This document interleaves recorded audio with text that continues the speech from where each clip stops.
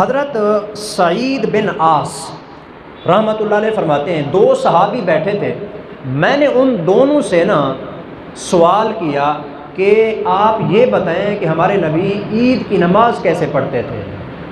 وہ دو صحابی کون سے ہیں؟ سألت ابا موسیٰ و حذیفہ، حضرت ابو موسیٰ اشعری اور حضرت حذیفہ رضی اللہ تعالیٰ عنہما، یہ دونوں تشریف فرماتے۔ میں نے پوچھا کیف کان رسول اللہ صلی اللہ علیہ وسلم یکبر فی الاضحیٰ والفطر، آپ علیہ الصلوۃ والسلام عید الفطر اور عید الاضحیٰ دونوں جو نمازیں ہیں یہ کیسے ادا فرماتے تھے؟ ان دو صحابیوں میں سے ابو موسیٰ نے طریقہ بتایا اور حضرت حذیفہ نے ان کی تصدیق فرمائی جی۔ طریقہ کیا تھا؟ فقال ابو موسیٰ نے فرمایا کان یکبر اربعا تکبیرہ علی الجنائز، نبی کریم صلی اللہ علیہ وسلم ہر رکعت میں چار چار تکبیریں کہتے تھے جی۔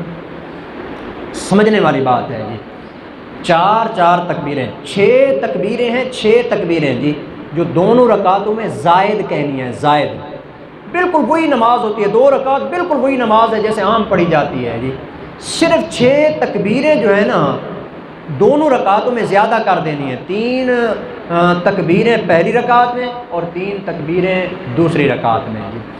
پہلی رکعت میں قرات سے پہلے تین تکبیریں زیادہ کہنی ہیں اور دوسری رکعت میں قرات کے بعد اور رکوع سے پہلے تین تکبیریں زیادہ کہنی ہیں، جبکہ حدیث کے اندر چار کا ذکر آیا ہے۔ میں اس کی وضاحت کرتا ہوں جی۔ دیکھیں سب سے پہلے امام جو ہے نا وہ اللہ اکبر کہتا ہے کانوں تک ہاتھ اٹھا کے، پیچھے جو مقتدی ہیں ان کے لیے بھی یہی حکم ہے کہ دونوں اپنے ہاتھ اٹھا کے اللہ اکبر کہیں، ہاتھ باندھ لیں، یہ تکبیر تحریم ہے۔ ایک تکبیر یہ ہو گئی، جو حدیث میں چار کا ذکر ہے نا ان میں سے ایک یہ ہو گئی، تکبیر تحریمہ ہو گئی۔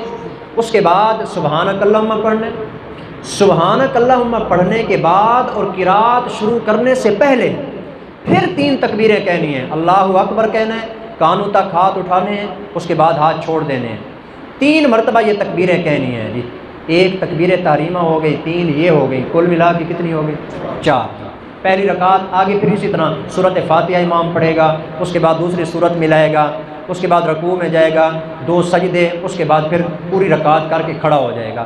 دوسری رکعت کے اندر کھڑے ہونے کے بعد نا وہ ڈائریکٹ قرات شروع کر دے گا امام جی، سورۃ فاتحہ اور اس کے بعد دوسری سورت ملائے گا۔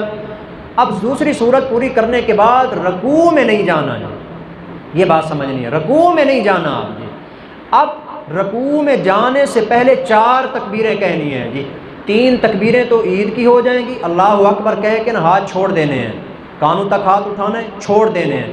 چوتھی تکبیر جو کہنی ہے نا کانوں تک ہاتھ اٹھانے کی ضرورت نہیں ہے جی، تین تکبیروں میں کانوں تک ہاتھ اٹھانا ہے، چوتھی کے اندر کانوں تک ہاتھ نہیں اٹھانا، یہ رکوع والی تکبیر ہے جی۔ رکوع میں جاتے ہوئے بھی تو اللہ اکبر کہتے ہیں نا، تو اس کے اندر جو ہے نا رکوع میں جاتے ہوئے اللہ اکبر کہنا ہے اور اس کے بعد چوتھی تکبیر رکوع کے لیے ہو جائے گی، اس کے بعد رکوع ہوگا، سجدہ ہوگا، اتحیات ہوگی، دو رکعت مکمل ہو جائے گی۔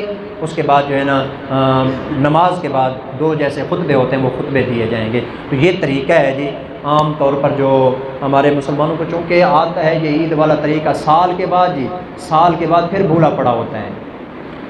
کوشش کریں یار، شوق بھی تو ہوتا ہے نا بندے کو کہ میں سیکھوں۔ یہ دیکھیں چھوٹے چھوٹے بچے بیٹھے ہیں، چار چار بالشت کے برابر ان کا قد ہے جی، ان سے پوچھیں ٹچ موبائل چلانا جانتے نہیں جانتے؟ سب جانتے ہیں۔ بزرگ بیٹھے ہیں جی، حالانکہ بندہ بوڑھا ہو جائے حافظہ کمزور ہو جاتا ہے لیکن پھر بھی موبائل چلانا جانتے ہیں۔ ناراض نہیں ہونا، یہ ویسے بتا رہا ہوں، جانتے جو ہیں جی، کون ہے جو نہیں جانتا جی اس دور میں جی؟ سب جانتے ہیں، بزرگ بھی جانتے ہیں، بچے بھی جانتے ہیں، نوجوانوں کا تو کام ہی صرف یہی ہے جی، عورتیں ہیں وہ بھی جانتی ہیں جی۔ لیکن کیا بات ہے کہ یہ دو رکعت ہی نماز ہوتی ہے، اس کا طریقہ ہوتا ہے اور پھر سال کے بعد بھولا پڑا ہوتا ہے۔ تھوڑا سا فکر مندی اپنے اندر پیدا کریں، میں نے طریقہ بتا دیا، اچھے طریقے سے اس کو یاد کر لیں اور دوسرے ساتھیوں کو سکھا دیں جی۔